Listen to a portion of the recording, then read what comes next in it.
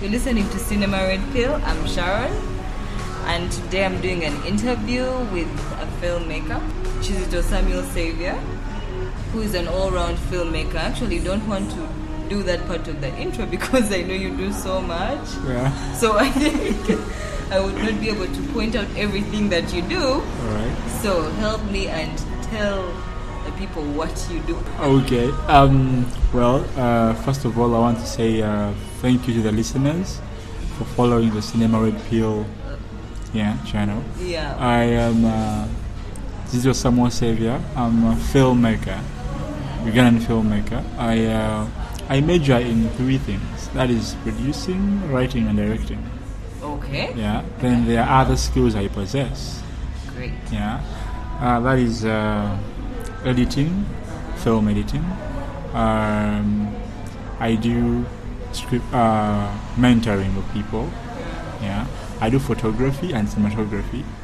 Yeah. Okay.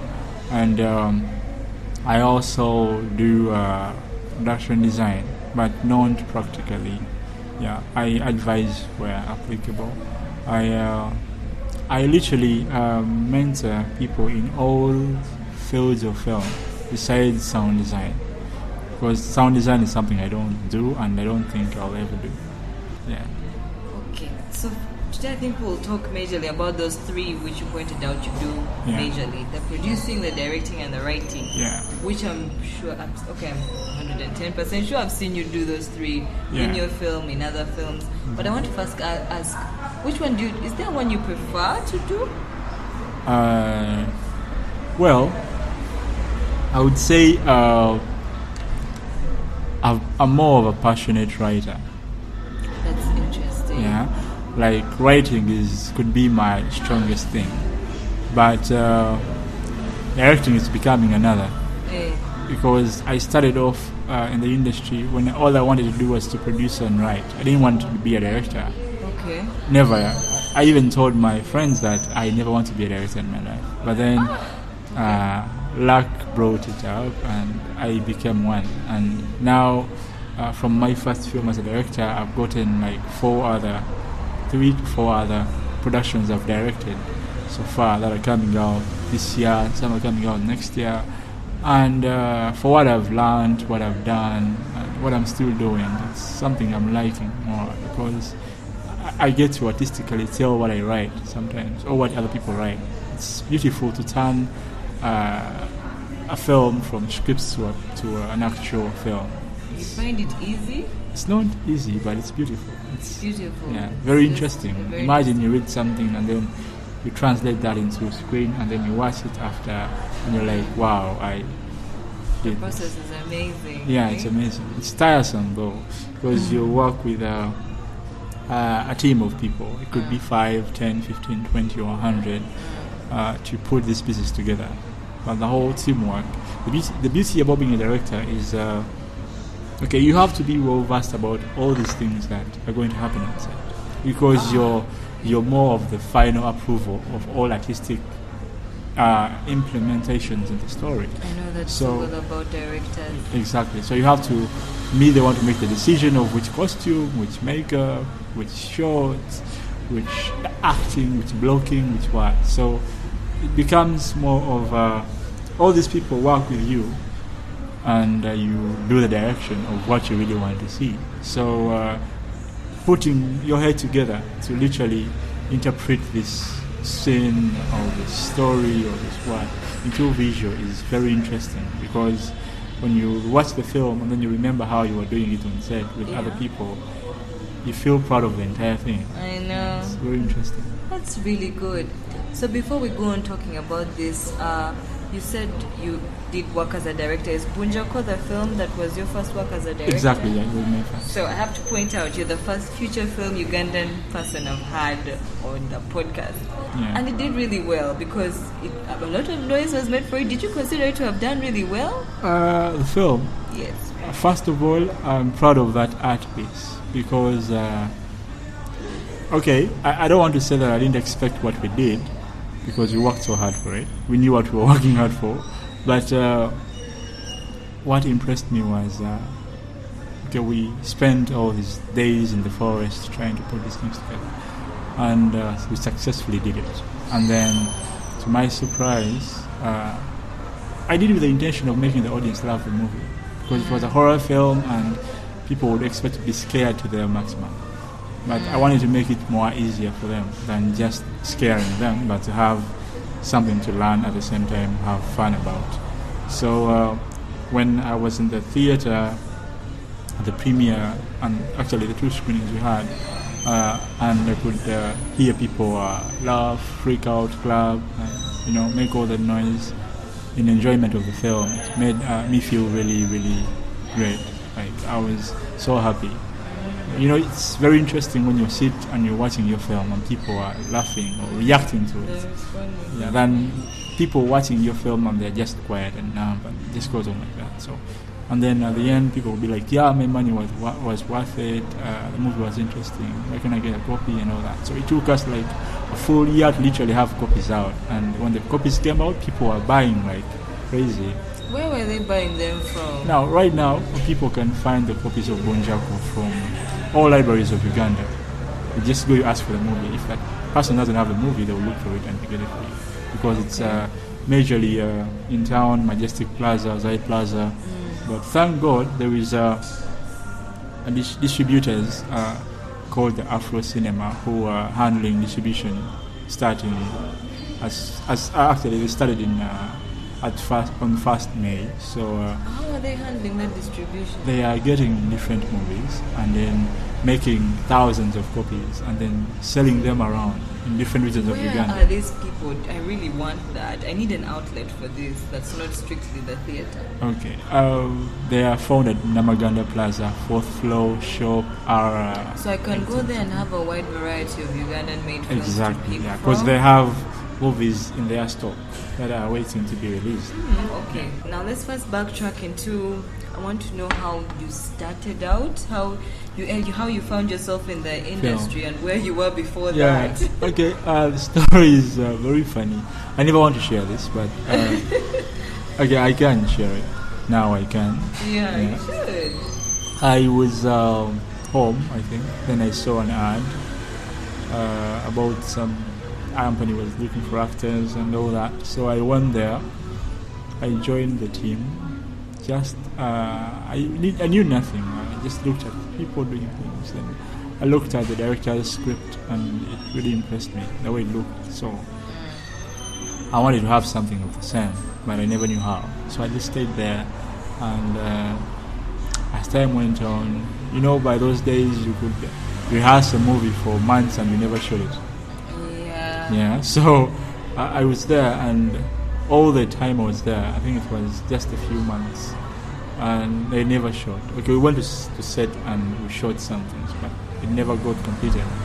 Okay. But it was shot. There are some things that were done, and I was literally an actor there. Then, luckily enough, I found someone there, an actor and producer, who took me to National Theatre, where I found other filmmakers who are about the dream I was really chasing, because I want the best things. Yeah. So when I came, I saw these guys, saw their movies, and I'm like, wow, these guys are, they have done it all. Did you want the best in movies or just the best of something? Something. Okay. Yeah, not just movies. So when I came, I looked at I looked at these people, and they were well organized. And they had the movies. They had the movies done. They were talked about everywhere around the premises. And I was like, okay, yeah. I didn't want to be like them. I wanted to be better than them. Okay. Yeah. So I looked out for who are the best people in the industry. I made my research. So I looked at who the best are. Who were those best? I wouldn't mention, but by the moment I came, I think we had heard much about filmmakers like Matt Bish, Ziwa Aronelon, Giant Maru, like Kihiro Kennedy. I think Kihiro Kennedy was my favorite because before I met him, I used to watch his trailers on YouTube, and I was like, in my mind, all I was saying to myself was, none of these actors are good or what. I would say this guy must be a good director by what I saw. I could be like, this movie must have had a good director. I could just feel like it was. You could tell that the style was different. So all my life I wanted to actually meet this guy, Hero Kennedy, because I liked what I saw from the trailers. Okay. More than these other people. So when I learned who these best people are, I try to be there, to see whether I can meet any of them or what. But I was never the kind who would say I want to be like you or what. It's not like you adored them to that level. Yeah. So I was there. Then I, luckily enough, I started to learn writing, but by myself. Mm-hmm. Yeah, I was self-taught. So I made my research, read different scripts, watched movies, learned a few things here and there, because I wasn't the type who would ask people to teach me stuff. Okay. I wanted to always do things my own way, so I learned how to write. Then I was somewhere with some team of people, some company which I became a friend with, and then these guys were more like, when we went somewhere to get equipment, they were introducing themselves, and then they asked them, who is that guy? And all they said was, this is our producer. And I didn't know what a producer was by then, so it really got stuck in my brain, and I had to learn about it. Okay. So when I learned about what a producer really is and what they do, I liked what they did, because I realized the producer does a lot of work, and I want to do a lot of work. So I learned how a producer has to be. So I learned how to be a producer. Could you describe for me what it is and what it involves to be a producer? Being a producer is more like the president of the film. Okay. It's more like the mother of the film. Okay. He gets the movie. Let me say, it's more like he gets the concept, or he either makes his own concept or buys a concept. Think of this, yes, buy the concept, because I know you've done that trio by yourself. Exactly. You've bought a concept. Buy the concept, get a writer. You may buy a concept and the script at the same time. Okay. Sometimes you may get a concept, then get a writer. Mm-hmm. Then if you're getting a writer, you look at how the script is, blah blah blah. If it's a commercial film, you look for a funder. Yeah, if it's a commercial but more of your own hustle kind of film, you look for how much money you have in your pockets, or how many friends you have that can give you their money to literally do your film. So you collect the funds if you can at the moment, or the resources you need. Then get all these teams together, from the director, production manager, actors, blah blah blah. The producer makes everything possible. Like, it's more of the person. Without a producer, a project can hardly run, because everything they need they request from the producer. Okay. So he makes the situation safe for everyone to run. He has to provide all the conditions needed to run the film, the production itself. Yeah, I like that description. And so that's how they operate. So when I learned that this guy is the one who holds the whole burden of the project, I was like, this is what I want to be. Okay. I didn't know how tough it was. Yeah.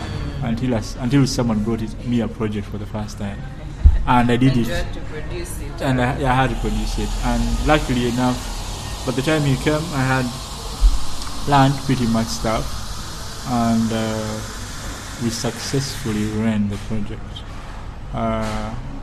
And that project is coming this year. Oh. Yeah, the first one. So that first one you're talking about, what's the question? What was your real breakthrough into it? Because you've spoken about how you were talking to people about producing, and then you began to learn to write. Yeah. You were meeting people, forming your ecosystem of film-related people. But when did you hit in and real breakthrough? What caused that? This is how things came. When I was a writer, I could write short stories for producers. There was a producer called Gerard, Namanya Gerard. I know that Namanya Gerard. He's my favorite producer. Oh, okay. He produced my first scripts, and he's still producing more and more and more, and keeps on demanding for more. Okay. Even up to now, I have to make one for him. But besides him giving me the opportunity, I also worked with Aaron, Ziwa Aaron, when he cast me in his Wako movie. My God, your career is like yesterday, because all these people you're talking about, I know of so well. Yeah. These films you're talking about, and by the time you're saying that first project is coming out, like next month. Year, yeah. This is interesting. Yeah. So this is how I came to really come up. So I was, before I joined film, I was a marketing kind of person. I used to do advertisements as well, basically online. So blogging? Not blogging. I was just a guy who would sell anything online. I would market and sell anything online. So when I joined film, I was a hacker before. Really? So yeah, that's why I could actually do well with the internet and all that, make all these sales, blah blah blah. Okay. So when I joined film, I just said to my hacking world and fans and what, I'm gone. I switched to film. Okay. I forgot the entire world of hacking, marketing, other stuff, and blah blah blah. So I looked at how can I implement my skill into film. And by the time I came, in my understanding, there wasn't so much noise about film. Yeah. There wasn't so much noise about film. So I was like, let me also start up something. So I could only talk about film on Facebook, and that's all I would do. Like, I know this is happening here. There is a filmmaker NBC, auditions here and there. So I kept on talking about them. And then there was a moment when my producer, my manager Gerard, with another filmmaker called Nego Paul and another one called Rush, they told me, you can really write good articles on Facebook. Why don't you start up a blog? Because all this data you write on Facebook goes and it never comes back. Because it goes down on your newsfeed, very down, you can't even get it. And it made sense, but I was afraid because I knew people could access zero Facebook and not access a blog. So I told them, but you guys, you have no idea, it might fail to work. I didn't even know how to blog because I didn't study literature that much. I didn't study writing. I didn't even study journalism or something. So I had no idea of how it works. But I'm a self-taught person, so I knew I would learn how to do it. Okay. So I first made research. What are the possibilities that I'm going to fail or win? So I knew my risks and my benefits. So I looked at, I made a lot of research, and then until I watched some video from one of the best bloggers in the world. I don't even remember his name. But the guy was like, because I was asking myself, how does a blog look like? Yeah. Because I hadn't even looked at one. I wasn't such a person who reads a lot of things. Because I'm a bad reader. So when I watched the video, he was like, you're making a blog, you don't have to be having a lot of science. Yeah. Speak as if you're speaking to your friend. I'm like, okay. I just think to my friend, like, okay, that's fine. I was a script writer. So what I did, I made my script writing knowledge into my articles, and I would want to make the person reading see what I'm telling them. But not just reading good grammatical stuff, but making them enjoy and watch what I'm telling them before they even see anything. But even without a picture, you can literally see what I'm talking about. Okay. That's what I learned to do. So I could sit on my laptop at home, anywhere. I sit for some time. I used to type very fast, so I could type a very long article of 3 pages or more about something. So I started from there. Kept on talking about different productions here and there, different films, advertising them. I kept on moving around. So the more I did that, people started to follow. They started following the blog. And they could literally wonder who Samuel Saviour was. And as I was doing that, I was also criticizing films. And I was, I should say, by then I didn't notice I was harsh. But now when I read these things again, I'm like, what? Did I say these things when I was then? Like, it was literally brutal when I was criticizing a film. Like, you could not want me to criticize a movie because I would not even be so polite when I'm criticizing it. So I was rough whenever I was doing that. And then I wasn't rough for the sake of being rough, but I was genuinely rough. and people would I think enjoy that. Yeah, the roughness. Yeah, so they kept on reading and they were like, I think because it was honest. yeah, like we are waiting for more. For whenever a movie screen or a series screened on TV or a premiere happened or an event of film happened, they would be like, I'm waiting for Samuel Saviour's review about this. Because I used to be the guy who delivers you the good, the bad and the ugly. Okay. So I could go through all that stuff. Yeah, and the moment something is very ugly, it will be really sorry. That would really make it feel bad. So I think the blog was the breakthrough.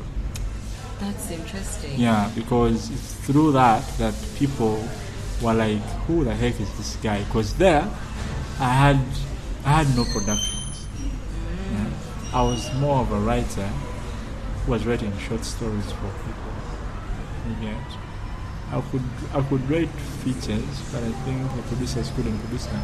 So by then, people were like, this guy should make a movie so we can really see what he's talking about. But I wasn't making any, so I could be like, I don't have to be a filmmaker to actually talk shit about the film. So I would gladly do anything. I talked about I think the most beautiful thing was the hostel.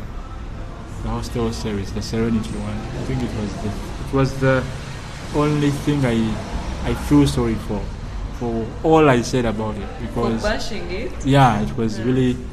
You felt you were too harsh, or did your opinion change? I wasn't too harsh, but I was being realistically angry, based on what we saw from all this time. Yeah, but sorry to those people it hurt, but it was worth it. Yeah, I don't regret whoever I criticized, Border Thieves, producers, I meet them, but that was real honest. Other productions I talked about, Deception,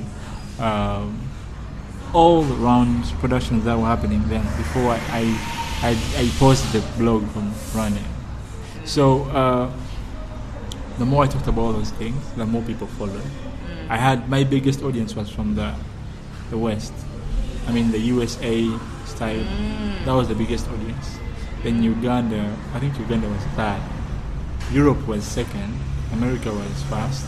Uganda was third. Then I had more than 35 countries from Africa and other places of the world. So I had like thousands of followers. Okay. Every week or every month. So people were really following. They were reading. I don't know what was really fun, but yeah. But people could tell me that the blogs were interesting to read. Articles were very nice and all that. Even up to now, I still get notifications that someone is following your blog, someone is following your blog. And I'm like, oh my god, I think I should bring this thing back. Yeah, but I'm outside. So it's from there that, of course, I could say I'm a writer, this and that. So people wanted to try to work with me. Okay. Because the way I would criticize was, I think, artistic. So they thought I had some brains. Okay. That's when the producer of Bunjako called me, and he was like, your first feature film. Yeah. That's how they called you from reading your blog. Yeah. I was having this whole noise of film club. Oh yes. And I had film club behind me. I had my blog behind me. I had all this noise I was making, and I'm a filmmaker who does not discriminate. Like I support every filmmaker wholeheartedly the same way. So it was, anyone could not say I'm hating a certain kind of people or group or whatever. I would trash anyone the same way. I would support anyone the same way. If anyone had an event, I would not even ask them for money or something. I would just promote that event. Yeah. Even if I don't even know them. Yeah. I would do that. So I think people liked me for that. That I was non-sided at any point. I was film club person, but I wasn't only talking about film club stuff, other stuff. And to make matters worse, my blog never had my work. Okay. It was other people's works. I would not talk much about mine. I just drop in an ad. Yeah, I'm having a movie coming out this way. That's all. But I wouldn't talk much about my work. Okay. Because I didn't want to be sided. If I was talking about my work, it was going to be like, this guy is just promoting himself. But I was doing it for the industry. It was a blog for the industry. And it's still a blog for the industry. That all the info that is there, people don't have it. the articles I have, like the article of Balabala Sese, the movie. It's my favorite film, one of my favorite films. I've seen it. The data I have on my blog about the movie, they don't have it themselves. I think I have full information about the movie and how it was made and when all the stuff that was talked about the movie. If you look at all the blogs around, I'm the one who has all the information. That beneath the lies saga, I have a huge article about that. Yes, I got some other things I would want to write about it, but yeah, it ended, so it's not a big deal. Wow. Yeah. So let's now talk about the film you ended up doing, Bunjako. Yeah. So the director, the producer approached calls you? me. Yeah, calls me. That was 2015 October, after the KCCA Carnival. I think. Yeah, he called me, and then he had called me months earlier because he called me the first time. We were talking about me doing a film magazine and all that. So he was like, "Sam, I've been spying on you for 6 months before I called you to actually work with you." And I was like, "Okay, that's interesting." Someone was following what I do, and then I was like, "I want us to work together in one or another." I'm like, "Yeah, fine," but I wasn't so much of interested. So I got connection. Then after like 6 or 8 months later, we met again. And then I had wrote more other stories. When he called me, he told me about the story. There were other film people there. My best friend, Misha Kalema. So he calls me and then we meet at his studios, which were that time Salama. He tells me about the story. It was a Monday. So he told me this story. I'm like, what I told him was, okay, it's an interesting story. I think I'll have the scripts ready for you. I was a writer. You're the one he told you the story of Bunjako. Yeah, he told me the story. Could you talk about the story of Bunjako, by the way?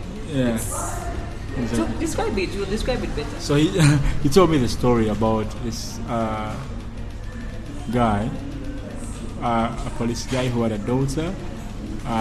Who wanted to go for a camp trip, and then he really didn't want the daughter to go. The daughter didn't accept whatever the girl was saying, and then she went. Then she got problems. There were carnivores in the forest. There was a ghost in the forest that was killing people, blah blah blah, which possessed an Indian girl who was with them. It was more of a, like the concept. Yeah. Someone just narrates you something. Okay. So I had to create the whole characters, the scenarios, the dialogue, and all that. That was mine. He had specific scenarios he wants to see. Like a producer can call you, literally, and he tells you the concept he has. Then he tells you the things he wants to look at in film, the scenes he wants to see. Then you go and you base on what he wants to see, and then what you've had and what you know, and the research you can make. Then you write. Okay. So all I told him was, I'll have that script ready on Sunday. You met him on what day? I met him on Monday. Then I told him on Saturday on Saturday I will have your script. On the Saturday in the coming week? No, that same week. That same week? Yeah. And did you have it by then? I wasn't sure that I was going to do it. But I told him, I didn't want to make him lose, because he wanted it really, really fast. So I told him, I think by Saturday I will have a first draft. But I didn't know if I was going to do it. So I went. Tuesday I didn't write anything. I was just there reading stuff, maybe doing some research unknowingly. Yeah, I was unknowingly because I wasn't training to make any research, but I was watching and reading things about the life he wanted in the story. Then on Wednesday I started writing. I wrote and wrote and wrote and wrote. I think I could write like 30 pages a day. You write 40 or 30 pages a day? Yeah, of the script. Because me, the way I write, the actual scene is written, the characters are there, the dialogue is there, everything is assembled. Wow, do you do any research before you write? I do sometimes. Sometimes I do. Sometimes there are moments when what I'm to write about, I've done research about it before. Okay. Like I know the world, then I don't do research. If I don't know much about the world, I do research much. So it's more like when they want me to tell a story about my daily life, I wouldn't research about that. Yeah, not quite. I would just go, first make a first draft, then I revise that, I make more research, I make some adjustments. That's true. Yeah. So you did have that first draft by Saturday. On Saturday, I had around 70 pages. Then I told him, I'm busy at some family gathering, but I will see you tomorrow, on Sunday. Then that Saturday, I had to write. Even Sunday morning, I wrote up to like midday. But he called me at around 10 and was like, yeah man, it's Sunday, are you coming? I'm like, yes, I'm on my way. But I was still home. So by midday, I finished page 90 of the script. I rushed, well-written script, I rushed, got into the car, went to his studios. I gave him the draft. He read through. He loved it and he wanted just to add 2 scenes to the story. But he wanted to see that I didn't include. Then I added the 2 scenes. How different is that script from what the film became? I think the difference is at the end. I have to ask you about the end, by the way. Who made that decision to have the ending like that? And what I'm meaning at the end is the absolute end, the absolute end. I'm going to say it if you want me to. Yeah. The end where you show there will be another part. Actually, that's okay to say. Because the end now sets up for another film. Yeah, is that the ending we're talking about? No, the ending wasn't like that of the script. The ending was literally resolving everything and ending the story. Yes. That was your original, what you had originally. Yeah. But what happened was, problems come on set, and the last day we couldn't really finish all the scenes. Okay. So we left out around 8 scenes, and so we had to cut it from there. Okay. Yeah, we had to cut it from there. Then after the last scene of the film, there are 8 more scenes that were ending the story. But since we couldn't shoot them, we were like, let's end it there. If people like this movie, we'll make part 2. That was the idea, and we are going to make part 2. But when I gave him the script, he loved it, so he read it. And that first week, we finalized the script, and mid-October we called for auditions. October 2015, people came. All the people that came got the roles actually. All the people that came? For the auditions, there were few. There were around 25 people. 25 people came and we tested out only 2.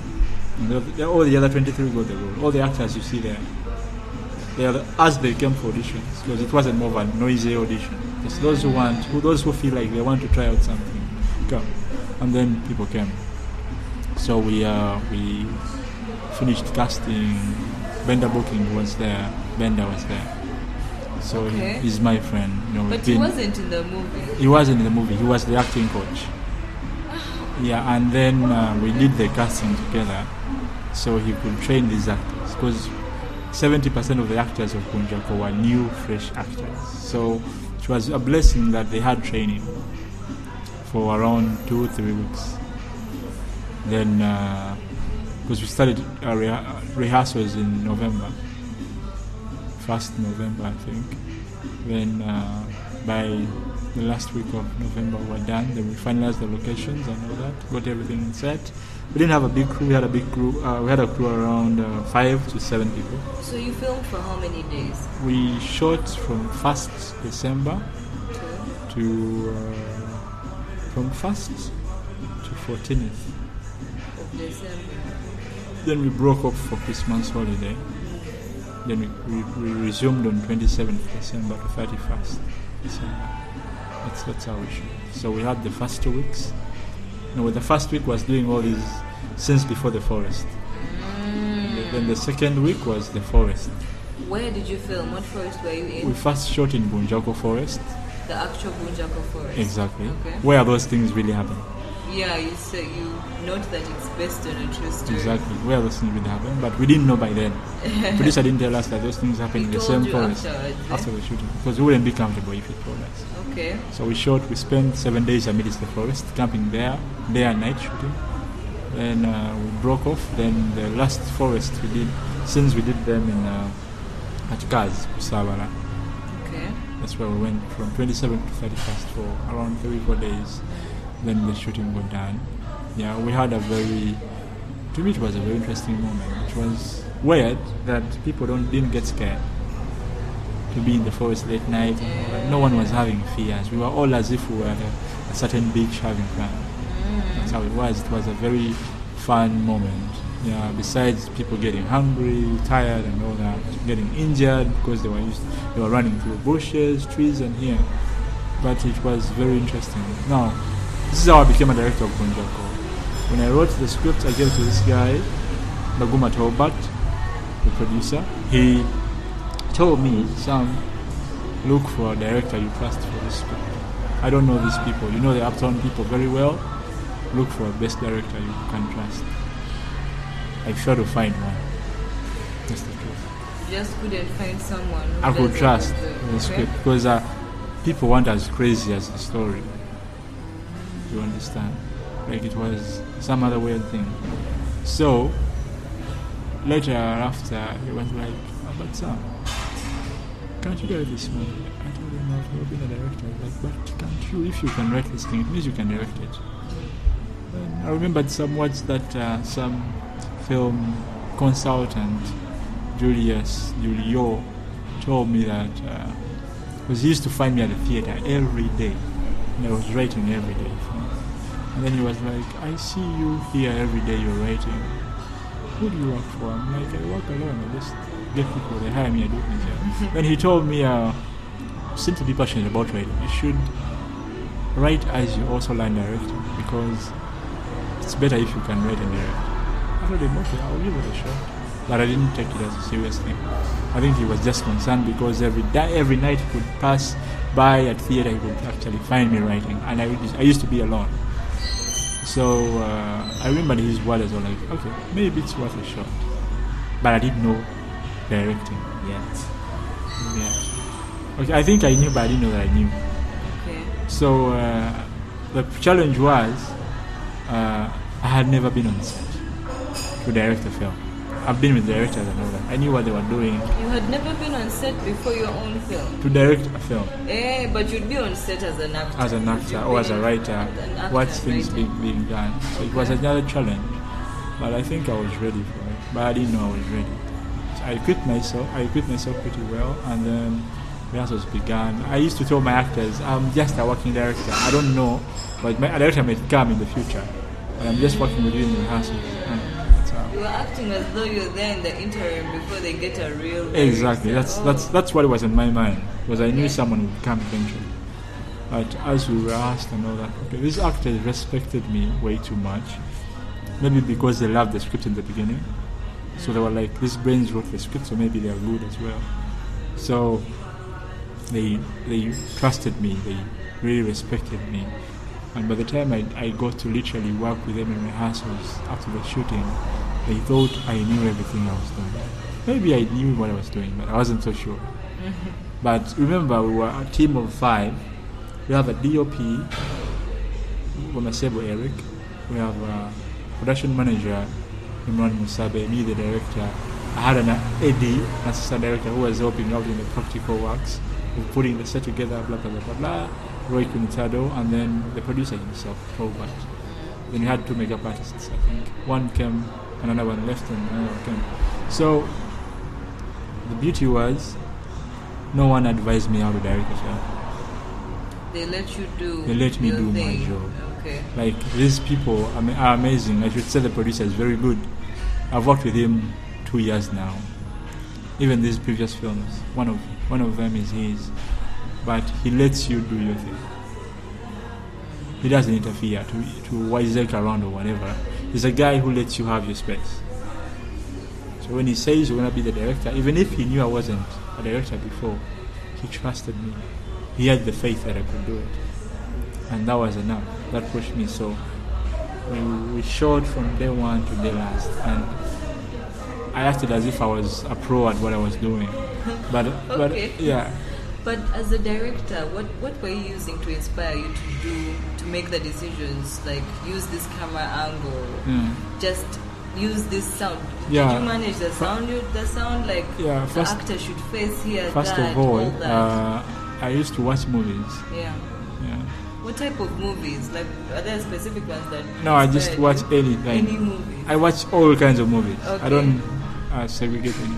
I used to watch many movies before even from the 90s. I was watching movies Yes.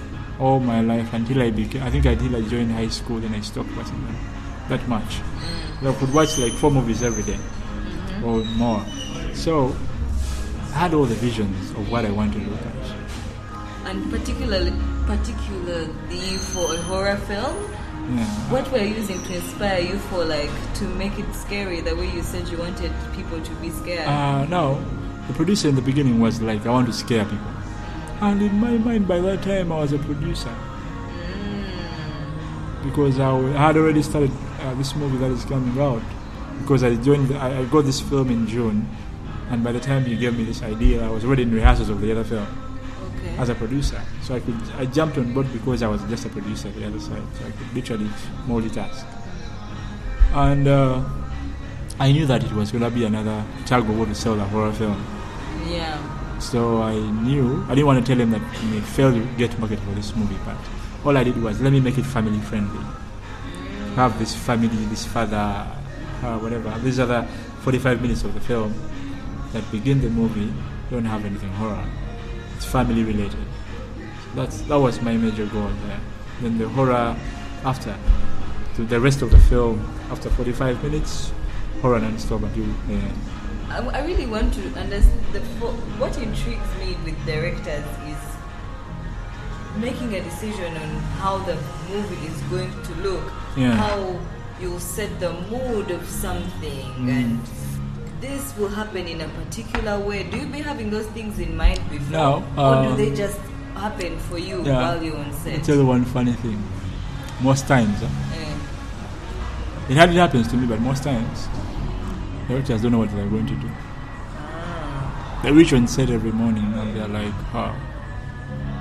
let's see what happens. Yeah, so they can even spend hours moving around, drawing hands in the air, as if they're actually planning something, but they're literally not planning anything. They're trying to find out, how am I going to achieve this thing? Sometimes.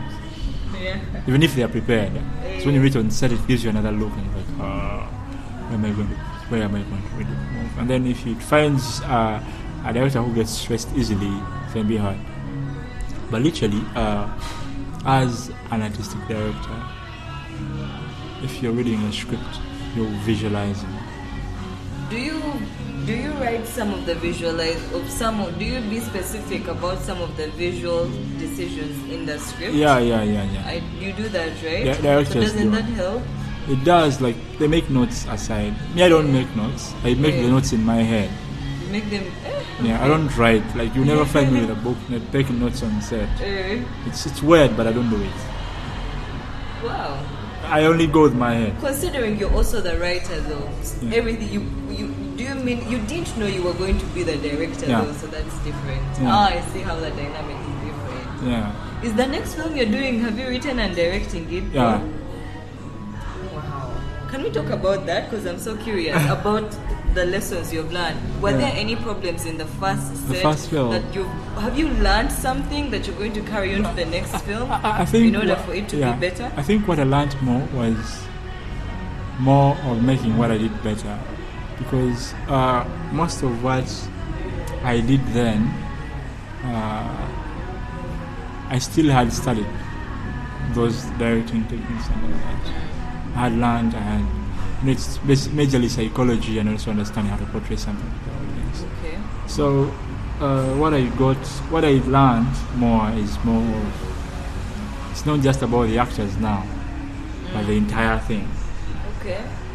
You get, okay, in Bunjako I could maybe dictate which shot I want and all that, but here now I'm telling the story visually. Okay. The other I was, but not as much as it is now.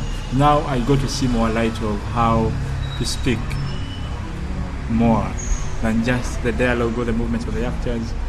There is more to that. There is color, there is production design, there is different aspects of film. So earlier on I look at Bunjako and I'm like, oh man, I wish I knew this thing. I would have done this and this. But it's not a bad film. Yeah, she wasn't badly directed, but I see errors, and I'm like, errors that are there are just things that need to be adjusted in the new movies I did. So it's just about learning how to work with the crew again, how to work with the actors again in a better way. Because as every movie that we do, we are getting better. Yes, hopefully. Like, that's the goal, right? Yeah, you're learning something. You're like, oh, this, you know. I can't even watch my next films now, because I'm like, oh my god. Because I look at the footage even before it's edited, I'm like, wow, this is amazing. Yeah. You already see the improvement. Exactly, I see the improvement. I see because as you watch, you imagine how you did this thing. Yeah. With the team, and you're like, wow, this was really amazing. Okay. Yeah. In Bunjako, we would look at the footage and like, wow, this is a very beautiful picture. Yeah, it's a very beautiful picture. And okay, to me, acting is never my problem of actors, because I always have an acting coach on set.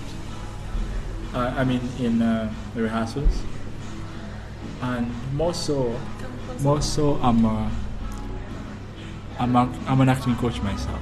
Okay. I know how to work with the actors to get what I want. I can get someone who has never acted and I make them perform. Okay. Like making someone perform and be good at acting is not a problem now to me. The problem is just about working with other teams of people, because you all have to be on the same page. Yeah. When directing, and at some point there are some sets you'll be on, and people will not be basically on the same page as you, because maybe didn't have enough time to prepare together. So there's some things that I may have in my brain that will really speak, but may be confusing to the other team at the moment to digest and take it. Yeah, because right now I should say I've learned, I've read, I've seen much of what those amazing Hollywood people do to beat us. Yeah. And what do you think it is that they do to beat us? For them, everything they do tells a story. Okay. That's what they beat us at. Don't you think sometimes it's how the story is told also? No, like it's the same way. Yeah. You can tell the story in one way, and it's well done. But for them, everything you look at on the screen tells a story. Oh, you mean everything till I had that wrong. Okay. From costume to makeup to the weather to props to colors to the shots to the acting to the movements of the actor, movements of the camera, the way they work with lights. Oh yeah, those guys. The transitions, like everything tells a story. That's what they beat us at. Yeah, that I know. And now, to this level, I know how to tell a story with all these things I've mentioned. Maybe sound I know. I can direct what I want, but I can't make it. Yeah. But when you're working with a team, you may have your vision. And luckily enough, you can share with the people you are having and all that. But since most of them are not, we're not so amazing, we're not so artistic, most of us, so they may not actually take your vision in the right perspective. Okay. So you may have a dimension of what you really want. The beautiful thing is that I thank God the actors respect me, that they do what I want, and it comes out the way I want it to look like. But these other crew people, our crew people never read scripts. That's the biggest problem. They never do it? Read scripts. Oh, they should be reading. Yes, you bring a sound man or a camera guy or a costume person or whatever, and they didn't read a script. All you ask you is what happens in this scene. And the director has to explain everything to them. Yet if they read, they will be prepared. Okay. You see, like filmmaking, let me just generalize it. All the departments. There is what they call a good film, a bad film, a good film, a pretty film, and a right film. Yet, someone who doesn't know what they are doing can do a bad film. Example. when you're not trained at all and all that, you can do a bad film. Now, someone who is trained, but they didn't prepare well, they will do a good film. Someone who is trained, artistic and all that, they'll make you a pretty film. But now someone who read the script and prepared according to the script and what the vision of the director in their respective departments will give you a right film. Like they will give you costuming that is right for the movie, camera work that is right for the movie. You know, you see with cinematography and directing and all these other things, there is dressing Mia in a certain place, which is a right costume for that place and a wrong costume for that place. But you've dressed us up. A right costume and a wrong costume, but you've dressed us up. If you read the script and prepared, you bring a right costume. If you didn't prepare with the script, you bring a wrong costume. Okay. And since I also don't know much about costuming, me I do, but if the director doesn't know, they will be like, yeah, let's wear that, let's go. But me, I studied all these things pretty deep, that you can't dress my actor something until I understand why. Okay. You can't give me a shot until I understand why. You can't give me a certain style of lighting until I understand why you're doing it. You can't give me anything until I understand why. Wow. Okay, that goes into a section which I would really want to talk about, because see how much you know the corners of the industry, you covered the industry, you're now working for the industry. So I really want to pick your brains on your thoughts of the industry as one concept which I actually learned from film club, when I used to go for a film club, was the uptown and the downtown differences. And you mentioned it, you were saying that uptown people. Please tell me how that came about, the major differences between the two, and you fall in uptown, sure. I wouldn't say I fall in uptown, but where do you think you fall? I'm general. You're general in both. So what are the differences between those two? Uptown and downtown. I remember I was writing an article about PIF. The year I was writing the good and the bad and the ugly about PIF, but I'm working for PIF now. What's PIF? PIF is Palo International Film Festival. I think I've attended. It's happening again this year in a better dimension. Okay. I work for PIF partially. Though I was hammering them in the beginning in my blog, but now you work for PIF. You wrote an article. Karma is a bitch. But what I can say is now uptown and downtown, that thing is everywhere around the world. Around the world, there's there's uptown, there's the higher. Uptown. Now the difference is here. The way the professionalism these people use is what makes them different. It's what makes them different. Okay. An uptown person, they take time to do something. Okay. They research. They do everything organized. They don't interfere other people's job descriptions.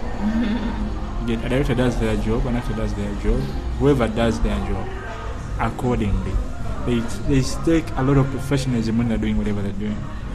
So in that case, they spend a lot of money. They spend much more money because they want to do everything in order. Now downtown, for them they get things done, whether in a right way or in a wrong way. For them they get things done. These days that's the goal. Get it done. Get it done. Doesn't need to be good. Whether it's good or bad, just it's done. Get it done. They're improving lately, but that's what they are. Like they will be like we're out of time. Let's shoot that thing in any way. Let's go. Give me one shot of that scene. Let's go. You get. But an uptown person will be like, I want these dimensions of this scene. Like even if where we are seated here, they will take like around 20 angles of this moment. But a downtown person will take 2 or 3. They want to waste time. They want to get things done. Okay. The uptown person wants to be so artistic, to make all these adjustments, blah blah blah. They follow Hollywood. These people don't follow any Hollywood. For them, they do what they think can make what things. they think can make sense. So that's the difference. So you think you're right in the middle there? I'm not in the middle. Where are you? My brains are uptown. Your brains are uptown? my heart is the film industry of Uganda. Okay. Yeah. I like that. That me, I wouldn't say I've worked with Downtown or Uptown, but even if I'm working for a downtown company or an uptown company, I want to be organized. I don't rush. Like if a producer is hiring me, I take enough time to give them the good results. If we didn't give Bunjako good time, we wouldn't have looked at we looked. Yeah. Yet, my producer of these studios is not known as an uptowner. Okay. And I don't want to say he's downtown, I don't know where he falls, but he's not an uptown person. Okay. But he's organized. Okay. He knows how to work with people. So there are those people who are organized and they follow the right procedure. But now, the question is, how do they do their moves? Me, I will not be on set and I rush because of pressure from a producer. I will just tell them one thing: if you want something good, keep calm. If you want something bad, I'll do it, but I don't want to do it. Okay, You're not doing it wholeheartedly. Yeah. Another thing I really want to ask about is the financial structures of the industry. Yeah. First of all, how much did it cost you to make Bunjako? Bunjako, actual always okay. What I think is we spent less when we were shooting, but the production is still in debts, literally. Really? Yeah. Like we had a successful trip, we had all these things, but there's still things that are still being paid That are by the still being producer. paid for? Yeah. So make an estimate of the entire payment, even with the debt. Okay, what I could say is if we spend 5 to 7 million when we were shooting the movie, then I think it's around 15 million. It is not cheap. Yeah, it's not. So feature films, this is one of the things where I think people run away from feature films. Yeah. What was the most expensive part of Bunjako? It's an expensive part. I think it was getting the cameras. The cameras, eh? Yeah, it was another tight thing because we could spend around 100,000 every day on just the camera. Now, how did you get funded to even start with production? The producer had some money and then friends who could actually give him. Wow. He didn't have investors, but he had friends. How is your next film being funded? Now, I have a number of them, but the one from the same producer, he still got his way. But Wait, you have a number of them movies coming out. Yeah. How many do you have? I have one short film, two short films. One all written and directed by you? One short film I'm a director. Uh-huh. Another one I'm an editor. Then there is a movie from the same producer, which is coming out this year again. We are almost. It a feature? It's a feature. Tell me more about the feature. It has a really weird title. What's in the title? It's called Nika and Bra. Nika and Bra. Yeah. Did you write it? Yeah. Did you write it? I did. You had a co-writer? Why did you think? There was someone who started to write, then they stopped. When I came, I took it. So Nika and Bra is a feature film. Yeah. Is it what you're filming right now? We are almost done. I think we are remaining with around 5 scenes to get done. But I don't know when we shoot those Can ones. I ask the premise? Just it's like three sentence description of Nika and Bra. Yeah, I may not share that for now. Okay, you can't say anything about it besides the title. Yeah, I like it when it scares people that way. And you want them to wonder the way I'm wondering. Exactly. So I cannot fault you on wanting to do that. Yeah. No. Yeah, another one is called Forbidden by a certain different producer. I was the director. I'm not the writer, but I did the screenplay. I got the script which was done, and I wasn't so impressed by it, so I had to make it my own. Yeah, okay. So I had to re-edit everything from scratch to make it fit what I want to direct. Is forbidden love? What's the forbidden? It's more of incest, something like that. Incest? Yeah. That's interesting. Yeah, it's something beautiful. It's also coming out this year. Then there is another one called Desperate Secret by a certain different producer. I was that a one director. you're doing what? Directing? I was directing. You hired me Is as it a a feature film also? It's a feature as well. So how many films have you done since between 2016 and this 2017? I have a series. I don't know when it's coming up, but we finished shooting it. It's called Chronicles of the Unseen. I was a director. I have. No wonder you have no time to blog anymore. Yeah, like okay. The thing is, these days there is no chilling time. Like, you finish this, someone wants a script, or someone wants you to be on set. Okay. So it's that tight. Okay. And no chilling time. And earlier on, I used to have holidays. I could be home and chill. But since October, I've never slept in my house up to now. So, but I have to pay rent. So it's that funny. Yeah. Let me ask where this question came from. How are these movies being funded? How are you able to do them? The producers are having their some money. They get loans. Producers are the key. Yeah. Okay. They get loans. They get friends to give them some money. And you do them in the low budget way. But when money comes, you go shoot for some 4 days, have a break for like 5 days or a week. Then more money comes, you go perform 4 days and you get back like that. Do these men like say I'm the friend who has invested my cash? Am I able to get it back? They have ways. Because say if does the film make money at the end of the day? It does. You have to be a smart producer to make the money out of it. It's more like any other business. Everything is the producer. But lucky enough, like the distributors I've told you about are for cinema. Okay. For them, they are going to be distributing movies. So you come, they either pay you up front or they sell your copies and then they give you the revenue. So if you are a producer who gives them films, you may end up earning at least 3 million every month. Wow. Which is not a bad income. It's not bad. It's worth to pay back the debts and all that. Okay. Bunjako will be also being released, I think, in June by Afro Cinema. Yeah, people get it in libraries. I've seen it everywhere. Friends keep calling me, man, I've just seen your movie and all that. Yeah. Wow.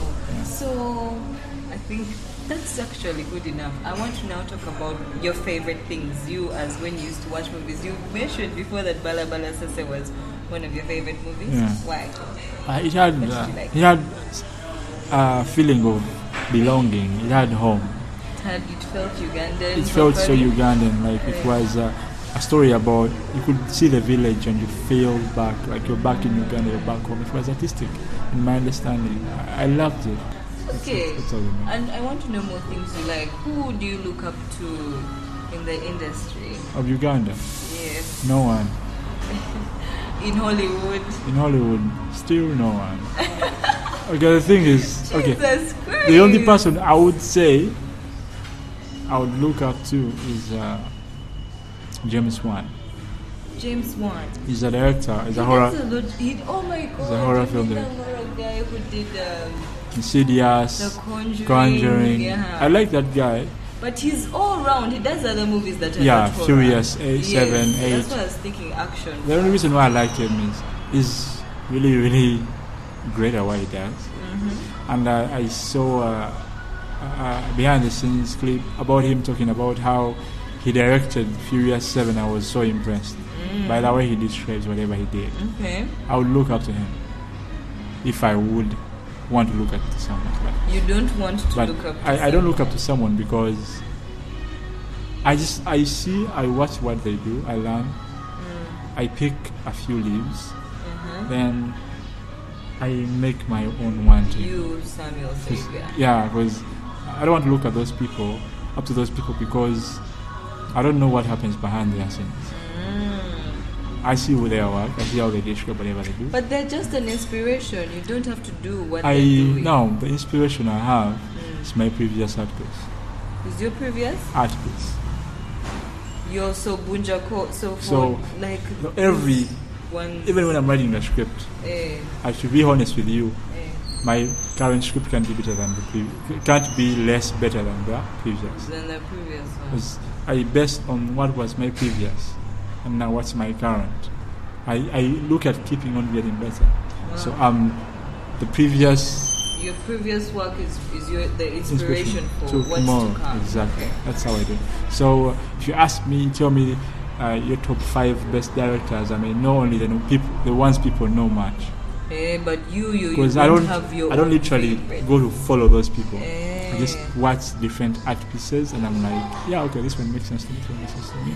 Because what happens about what I understand about filmmaking is not about you copying what other people are doing. It's not. But it's about learn the basics, learn the uniqueness, and craft your art. Okay. That's all I do. So if I learn this scene, I may have a dining scene, and I'll make sure it's different in every film because I want to make a difference. You want to have a difference. I don't have a style that I use this style to actually do this because I don't want to be defined that this is the guy's style. I want to be dynamic. That's not a bad thing, Samuel. No, it's not a bad thing, but it ends up looking like you're doing the same shit all the time. Yeah, there's some directors have hated for looking the same. Yeah, it's the same thing all the time, but if you keep on getting dynamic, like I know that for the past now the 3 to 4 movies I'm doing, they're all different.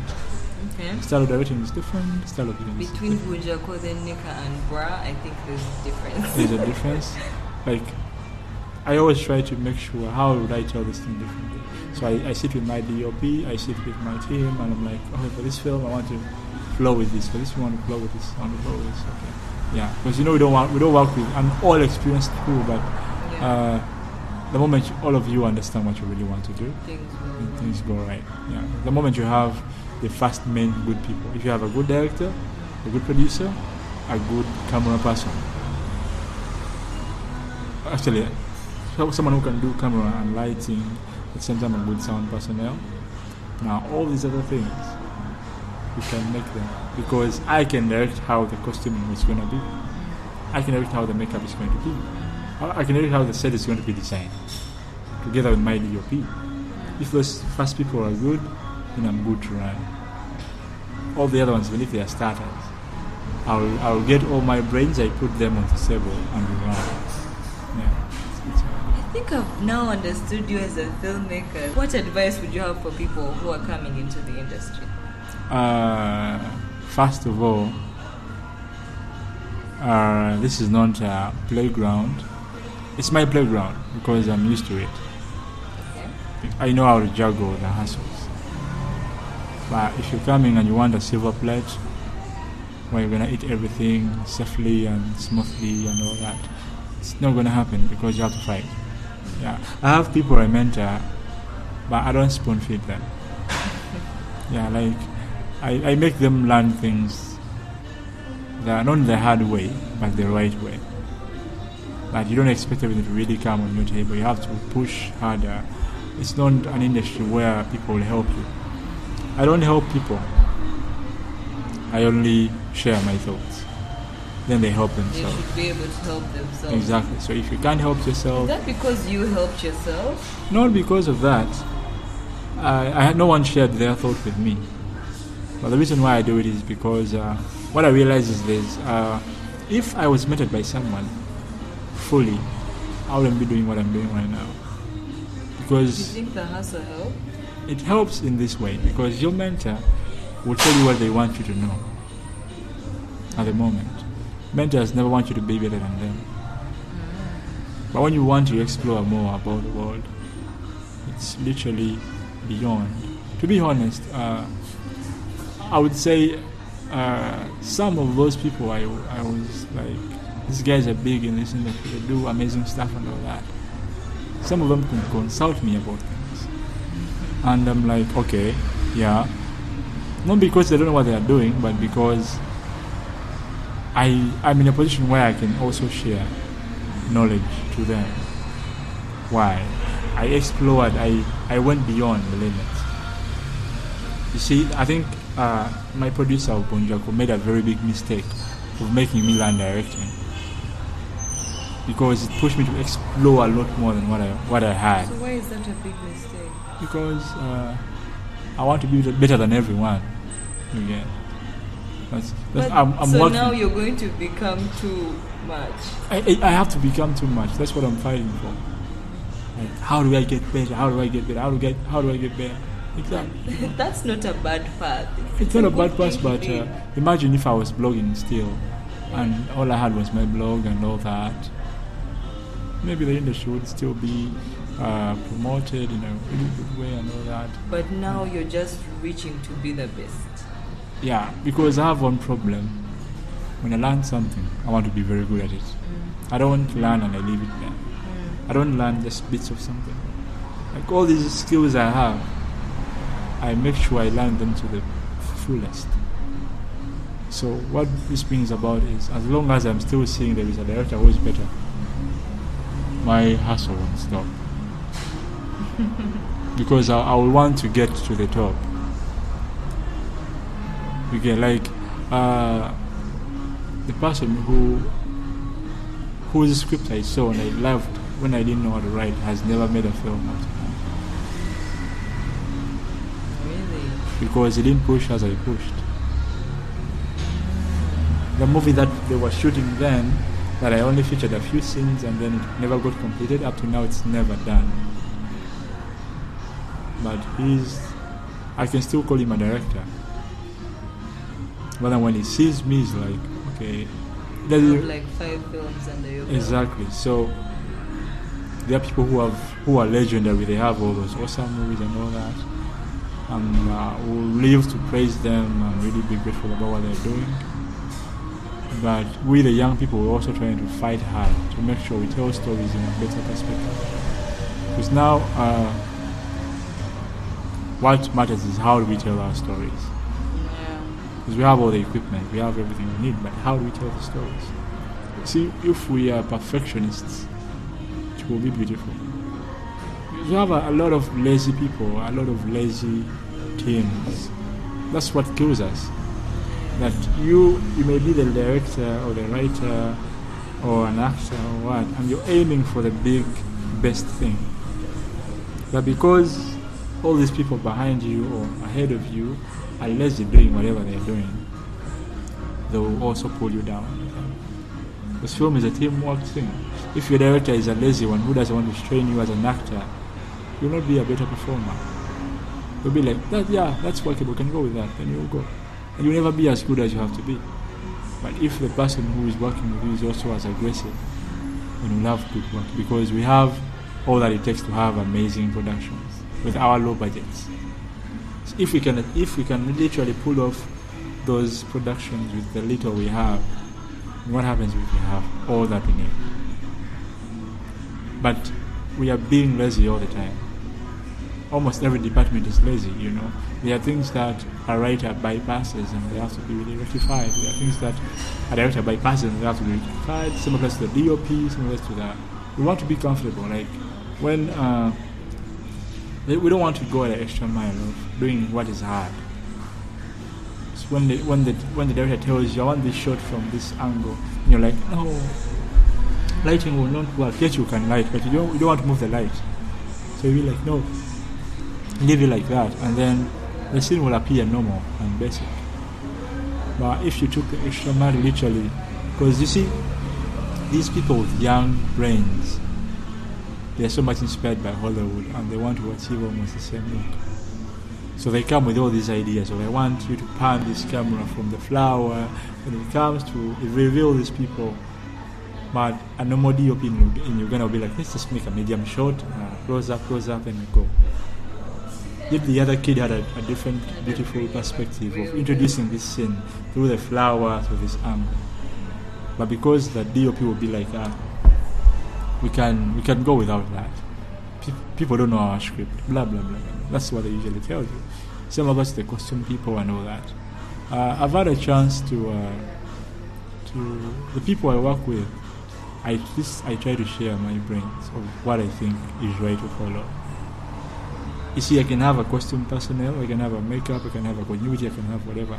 But I first have a word with them, I share with them what I know about their department and how they should prepare, so that they could also be in line with what I really want to look at. Okay. Like if they say this person is doing costume, I'm like, let's have a word or two, we sit, and then I interview them again.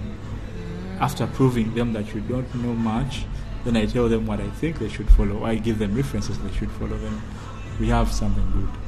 Okay. Because I try to pull them up with. Because I know if they're not as up as we are, if I let everyone just do whatever they're doing, we'll have something basic but not amazing. It doesn't mean that just because we have a money factor, we should also downsize our quality. See, my producer says I'm expensive in terms of being on set, like not payment, because I take my time. Okay. My DOP tells me, yes, you take a lot of time. When I get a Hollywood budget, I will call you for a set. But I always want to achieve the best out of it. Yeah, I like if I want to spend 7 days to shoot a film, and I want 15 days, just because I want to have something good. So people should just stop being lazy in the industry and work hard. Like follow your job descriptions. It doesn't hurt for you to spend 20 MBs and research about your description. You learn what you have to do. Yeah. Okay, we've run out of time, Samuel. Okay. Thank you so much, Samuel, for coming here and talking to me. I hope you've enjoyed talking about film. Yeah, exactly, yeah. Thank you so much. You're welcome. Yeah, this has been Cinema Red Pill. I've been interviewing Kizito Samuel Saviour, who did Bunjako. You should check out the libraries and find his movie. Everywhere. Yes, everywhere. And then his other movies are coming up. I'll post them on everywhere of mine. Nika and Bras, you've heard. I really wonder what that's about, but we will see. But thank you. Bye.